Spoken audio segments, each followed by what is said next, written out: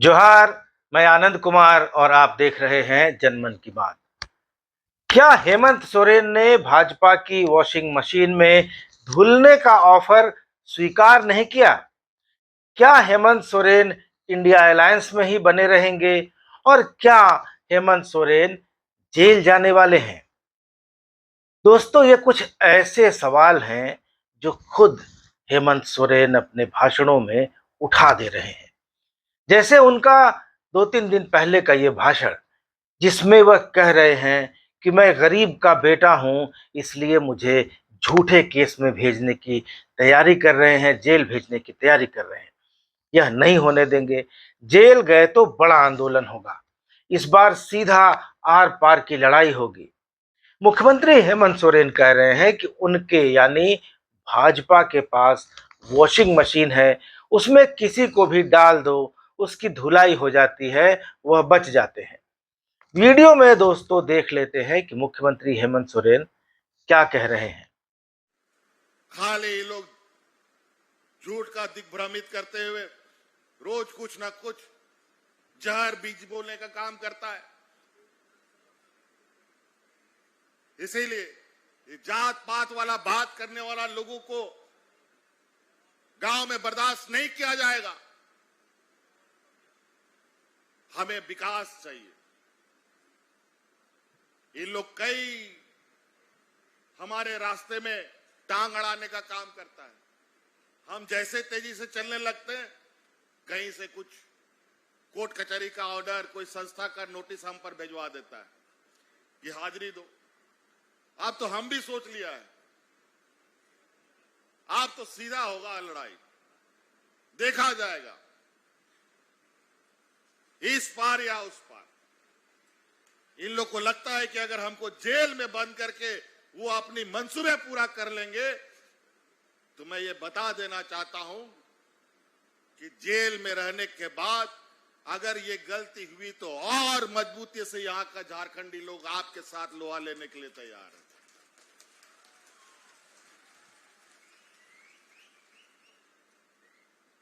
अजीब हालत है।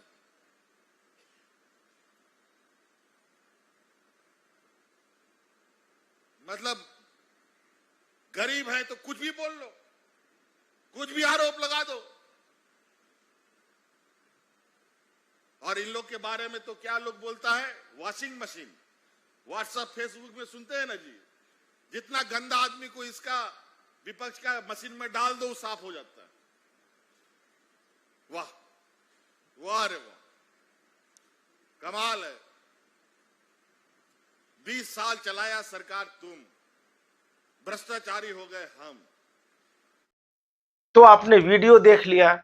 हेमंत सोरेन की बातों को देखकर लगता है कि कहीं ना कहीं हेमंत सोरेन को खुद भी लगता है कि उन्हें जेल भेजने की कार्रवाई हो सकती है, और इसका वह राजनीतिक लाभ लेने का कोई मौका नहीं छोड़ना चाहते, क्योंकि वह हमेशा ईडी को इस बात की चेतावनी देते आ रहे हैं कि वह उन्हें जेल भेजकर देख ही ले।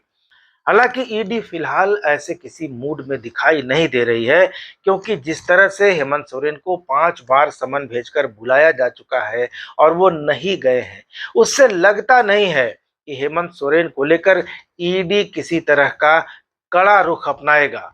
अब तो हेमंत सोरेन की याचिका भी हाई कोर्ट में खारिज हो चुकी है। इसके बावजूद 3 दिन बीत गए, लेकिन ईडी की तरफ से उनको 6वीं बार पूछताछ के लिए बुलाने का कोई समन नहीं भेजा गया है। लेकिन बार बार मुख्यमंत्री ईडी पर और केंद्र सरकार पर हमलावर होकर यह जताने की कोशिश कर रहे हैं कि उन्हें जेल भेजा जा सकता है। हालांकि ईडी ने हेमंत सोरेन पर अभी कोई मुकदमा दर्ज नहीं किया है, कोई ईसीआईआर उन पर दर्ज नहीं है। ईडी सिर्फ उनसे पूछताछ करना चाहता है। ईडी ने हेमंत सोरेन को भेजे समन में लिखा भी है कि रांची जमीन घोटाला मामले में उनसे पूछताछ की जानी है। साथ ही ईडी ने उनसे उनकी और उनके परिवार से जुड़ी संपत्तियों का विवरण भी मांगा है, डिटेल्स मांगे हैं। ईडी ने पिछले साल भी हेमंत सोरेन से साहेबगंज पत्थर खनन घोटाला के मामले में पूछताछ की थी। ईडी उस मामले में चार्जशीट दायर कर चुका है। उसमें कहीं हेमंत सोरेन का नाम नहीं है। उसके बाद हेमंत सोरेन से उस मामले में कोई पूछताछ भी नहीं हुई। तो यह मानकर चलना चाहिए कि पत्थर खनन घोटाला मामले में ईडी को हेमंत सोरेन के खिलाफ कोई आरोप लगाने लायक बात नहीं मिली, कोई साक्ष्य नहीं मिला। इसी तरह ईडी के समन के खिलाफ हेमंत सोरेन ने हाईकोर्ट में जो याचिका दायर की थी, उसमें यह पूछा था कि उन्हें आखिर ईडी गवाह के रूप में बुला रहा है या आरोपी के रूप में। यह समन से क्लियर नहीं हो पा रहा है, स्पष्ट नहीं हो पा रहा है। और साथ ही उन्होंने ईडी की धारा 50 और 63 को भी चुनौती दी थी। हालांकि कुछ पत्रकार बंधु यह कह रहे हैं कि हेमंत सोरेन सुप्रीम कोर्ट जा सकते हैं, जहां 18 अक्टूबर से होने वाली सुप्रीम कोर्ट द्वारा धन शोधन निवारण अधिनियम यानी prevention of money laundering act के प्रावधानों की वैधता को बरकरार रखने वाले शीर्ष अदालत के 27 जुलाई 2022 के फैसले के खिलाफ दायर समीक्षा याचिकाओं पर सुनवाई के लिए न्यायमूर्ति संजय किशन कौल, जस्टिस संजीव खन्ना और जस्टिस बेला एम त्रिवेदी की 3 जजों वाली स्पेशल पीठ का गठन किया है। इसी सुनवाई का हवाला देते हुए पिछले 26 सितंबर को सुप्रीम कोर्ट की बेंच, जो न्यायमूर्ति संजय किशन कौल और न्यायमूर्ति सुधांशु धूलिया की पीठ थी, उसने तेलंगाना के मुख्यमंत्री के चंद्रशेखर राव की बेटी और भारत राष्ट्र समिति की नेता के कविता को ईडी द्वारा जारी समन से संबंधित मामले को स्थगित कर दिया था, पोस्टपोन कर दिया था। दोस्तों, आपको बता दें कि नवंबर 2017 में जस्टिस रोहिंटन नरीमन और जस्टिस संजय किशन कौल की पीठ ने पीएमएलए की धारा 45 ब्रैकेट में 1 को असंवैधानिक करार दिया था, क्योंकि यह किसी आरोपी को जमानत देने के लिए 2 और शर्तें लगाती है कि यह संविधान के अनुच्छेद 14 और 21 का उल्लंघन है। हालांकि इस फैसले को 27 जुलाई 2022 को जस्टिस एएम खानविलकर, दिनेश माहेश्वरी और सीटी रवि कुमार की पीठ ने विजय मदन लाल चौधरी बनाम भारत संघ के मामले में खारिज कर दिया था। सुप्रीम कोर्ट ने यह भी माना कि पीएमएलए कार्रवाई के तहत प्रवर्तन मामला सूचना रिपोर्ट यानी ईसीआईआर की आपूर्ति अनिवार्य नहीं है। आरोपी को ईसीआईआर की कॉपी देना जरूरी नहीं है, क्योंकि ईसीआईआर एक आंतरिक दस्तावेज है, इंटरनल डॉक्यूमेंट है, और इसे एफआईआर के बराबर नहीं माना जा सकता है। इसके अलावा इसने अनुसूचित अपराधों के संबंध में पीएमएलए अधिनियम के तहत सजा की आनुपातिकता के तर्क को पूरी तरह से निराधार कहकर खारिज कर दिया 27 जुलाई 2022 के फैसले में। तो दोस्तों, 27 जुलाई 2022 के फैसले की काफी ज्यादा आलोचना हुई और इसकी समीक्षा करने के लिए कई रिव्यू पिटीशन दायर किए गए सुप्रीम कोर्ट ने। सुप्रीम कोर्ट के सेवानिवृत्त जज जस्टिस रोहिंटन फली नरीमन ने इसी साल मार्च के महीने में इस फैसले को यानी 27 जुलाई 2022 के फैसले को बेहद दुर्भाग्यपूर्ण बताया था। इसके अलावा भारत के पूर्व मुख्य न्यायाधीश यू ललित ने पिछले साल नवंबर में इसी दृष्टिकोण का समर्थन किया था नरीमन साहब के, और कहा था कि भारतीय आपराधिक न्याय शास्त्र में किसी आरोपी को दोषी साबित होने तक दोषी नहीं माना जाता है। तो दोस्तों, सुप्रीम कोर्ट ने पिछले साल अगस्त में विजय मदन लाल चौधरी मामले में फैसले को चुनौती देने वाली कांग्रेस नेता कार्ति चिदंबरम द्वारा दायर समीक्षा याचिका पर केंद्र सरकार को नोटिस भी जारी किया था। इसी साल मार्च में न्यायमूर्ति कौल की अगुवाई वाली पीठ ने पीएमएलए की धारा 50 और धारा 63 की वैधता को चुनौती देने वाली याचिका पर केंद्र सरकार और प्रवर्तन निदेशालय से भी जवाब मांगा था। आपको बता दूं कि पीएमएलए की धारा समन और दस्तावेज पेश करने तथा साक्ष्य देने आदि से संबंधित शक्तियों से संबंधित है, और धारा 63 जो है वो झूठी सूचना देने या सूचना उपलब्ध कराने में विफलता के लिए दंड से यानी पीनल एक्शन से संबंधित है। तो 18 अक्टूबर से सुप्रीम कोर्ट की स्पेशल बेंच में पीएमएलए के प्रावधानों की समीक्षा पर ओपन सुनवाई होगी। तो उस दिन फैसला नहीं आएगा, उस दिन सुनवाई शुरू होगी, और अगर सुनवाई के दौरान कोर्ट को लगेगा कि पीएमएलए यानी धन शोधन निवारण अधिनियम की कुछ धाराओं में या कुछ प्रावधानों में संशोधन की जरूरत है, तो इस बारे में निर्णय दे सकता है। कुछ मीडिया रिपोर्टों में यह बात कही जा रही है कि हेमंत सोरेन सुप्रीम कोर्ट जा सकते हैं और 18 अक्टूबर से शुरू हो रही सुनवाई में उनकी याचिका को क्लब किया जा सकता है, यानी जोड़ा जा सकता है। लेकिन मेरे विचार में ऐसा होना संभव नहीं दिखाई दे रहा, क्योंकि 18 अक्टूबर से शुरू होने वाली सुनवाई के लिए जिस स्पेशल बेंच का गठन किया गया है वह 27 जुलाई 2022 के सुप्रीम कोर्ट के फैसले की समीक्षा के लिए दायर रिव्यू पिटीशंस के आधार पर है, और इसमें किसी नई याचिका को क्लब किया जा सकता है या नहीं, यह तो कानून के जानकार या फिर वकील ही बता सकते हैं। आज 16 अक्टूबर है, तो एक दिन का समय है, उसके बाद सुप्रीम कोर्ट में उसी दिन याचिका दायर हो जाए, उसी दिन वो स्वीकार भी हो जाए और 18 तारीख को क्लब भी हो जाए, ये थोड़ा मुश्किल जरूर लगता है। लेकिन इतना जरूर है कि 18 अक्टूबर से होने वाली सुप्रीम कोर्ट की सुनवाई पर ही ईडी के आगे के एक्शंस निर्भर करेंगे, क्योंकि पीएमएलए पर कोर्ट जो भी तय करेगा वो पूरे देश में लागू होगा, चाहे वो हेमंत सोरेन हो चाहे कोई दूसरे व्यक्ति हो। दूसरी बात यह है दोस्तों कि हेमंत सोरेन किस मामले को लेकर कोर्ट जाएंगे, यह भी एक सवाल है, क्योंकि ईडी ने उन्हें कोई नया समन जारी नहीं किया है और पिछले समन की तारीख बीत चुकी है, वो एक्सपायर हो चुका है। तो आखिर किस आधार पर हेमंत सोरेन सुप्रीम कोर्ट में याचिका दाखिल करेंगे, यह भी शायद कानून के विशेषज्ञों को पता होगा, वही बता पाएंगे। बहरहाल रांची जमीन घोटाला मामले में भी ईडी ने चार्जशीट दाखिल कर दी है। करोड़ों की संपत्तियां कुर्क की गई हैं। रांची के पूर्व डीसी छवि रंजन, बिजनेसमैन विष्णु अग्रवाल, सत्ता के करीबी दलाल प्रेम प्रकाश श्रीवास्तव, बड़गाई अंचल के राजस्व कर्मी भानु प्रताप प्रसाद समेत 7 लोग इस मामले में जेल में हैं।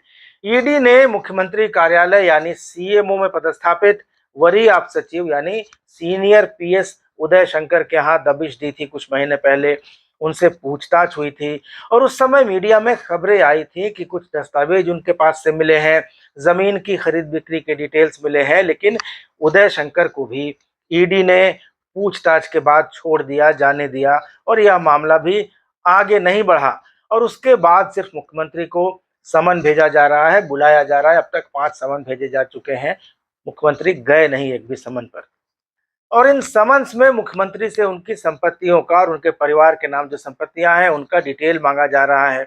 मुख्यमंत्री कह रहे हैं कि संपत्तियों का ब्यौरा, उनकी जो चल अचल संपत्ति है उसके पूरे डिटेल उनके आयकर रिटर्न में है, इनकम टैक्स रिटर्न में है। सीबीआई को भी वे ये सब जानकारियां दे चुके हैं। तो ईडी को इन सब विवरण को आयकर विभाग और सीबीआई से लेना चाहिए, उनको बुलाकर ये जानकारी लेने का कोई मतलब नहीं है। और किसी निर्वाचित मुख्यमंत्री को समन करके इस तरह से बुलाना ठीक नहीं है, उनको आपत्ति है और इसलिए वह ईडी के दफ्तर नहीं जाना चाहते। हालांकि इसको लेकर बार बार भारतीय जनता पार्टी की तरफ से सवाल उठाए जाते हैं कि हेमंत सोरेन आखिर जांच से भाग क्यों रहे हैं या समय क्यों बर्बाद कर रहे हैं। लेकिन सवाल यह है कि जिस आदमी को यह पता नहीं हो कि आखिर उसे कोई जांच एजेंसी क्यों बुला रही है, क्या गवाह के तौर पर बुला रही है या आरोपी के रूप में बुला रही है, तो आखिर क्यों जाएगा। अगर हेमंत सोरेन के खिलाफ ईडी के पास वाकई में कुछ तथ्य होता, कुछ सबूत होते, तो वो अब तक कार्रवाई कर चुका होता। क्यों 5-5 बार उनको समन भेजता और नहीं आने के बावजूद कोई एक्शन नहीं लेता।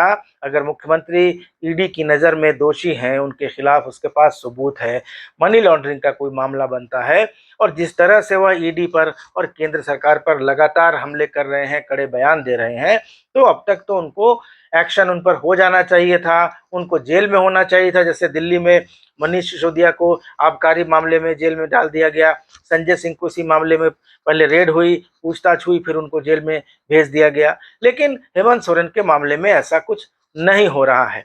तो इसके 2 ही मतलब निकाले जा सकते हैं। पहला, या तो अंदर अंदर सेटिंग हो चुकी है हेमंत सोरेन और भाजपा में और ऊपर ऊपर शोर मच रहा है, नूरा कुश्ती हो रही है। और दूसरा ये कि ईडी के पास वाकई हेमंत सोरेन के खिलाफ कुछ नहीं है और उन पर प्रेशर बनाए रखने के लिए ये सब किया जा रहा है। तो जो लोग यह सवाल पूछ रहे हैं कि हेमंत सोरेन आखिर भाग क्यों रहे हैं या टाइम क्यों बर्बाद कर रहे हैं, उनको तो यह पूछना चाहिए कि ईडी आखिर इतना समय क्यों दे रहा है।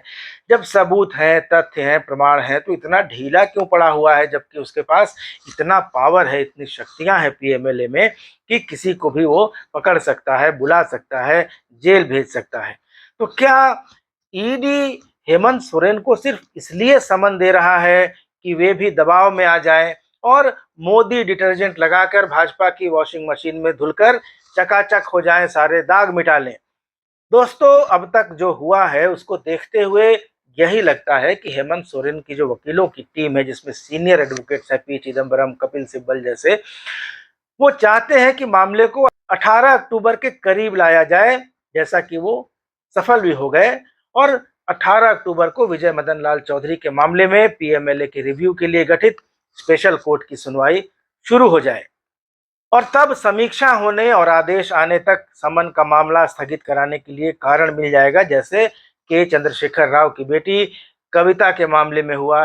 वैसे अगर ईडी कोई एक्शन लेता है, कोई समन भेजता है, तो यह कहा जा सकता है कि इस पर अभी रिव्यू चल रहा है और इसको लेकर हेमंत सोरेन कोर्ट जा सकते हैं। तो दोस्तों, मेरी समझ में कुल मिलाकर जो बात आ रही है वो ये है कि हेमंत सोरेन अगर ईडी के सामने नहीं जा रहे हैं तो इसका मतलब यह नहीं है कि वह भाग रहे हैं, क्योंकि ईडी जब चाहे उन तक पहुंच सकती है। तो हेमंत सोरेन न तो भाग रहे हैं, न टाइम बर्बाद कर रहे हैं, वह नियमों के दायरे में कानूनी खेल खेल रहे हैं। और उस हालत में जब विपक्ष की टीम केंद्र की एजेंसी है, मैदान भी केंद्र सरकार का है, नियम भी केंद्र का ही और रेफरी भी केंद्र का है, तो हेमंत सोरेन ने अगर अभी तक अपने ऊपर कोई गोल होने का मौका नहीं दिया है, तो इस बात को उनकी काबिलियत माना जाना चाहिए और उनकी सराहना होनी चाहिए।